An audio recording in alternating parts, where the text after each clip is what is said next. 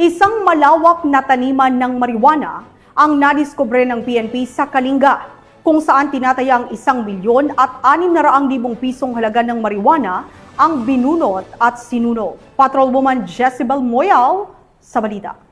Nadiskubre ng mga pinagsanib na operatiba 1,000,000 at 600,000 pisong halaga ng marijuana sa isinagawang marijuana Kalabaw naman ang dalawang eradication lalaking sangkot sa illegal Tulayan, drug Kalinga nito lamang illegal drug ika-14 operation at 15 sa Malate, Maynila. ng Pebrero taong kasalukuyan.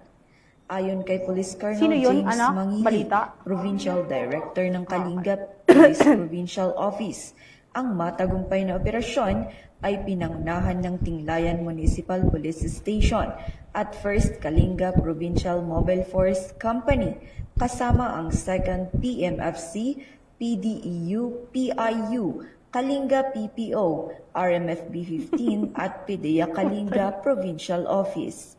Nagresulta ang operasyon sa pagkadiskubre ng 2 plantasyon ng marijuana na may kabuuang lawak na 800 kwadrometro na may tanim na 8,000 piraso ng fully grown marijuana at nagkakahalaga ng tinatayang 1,600,000 piso standard drug price. Lahat ng nadiskubring marijuana ay dinokumento, binunot at sinunog sa mismong lugar habang kumuha ng sapat na sample upang isumite sa Provincial Forensic Unit ng Kalinga para sa qualitative testing.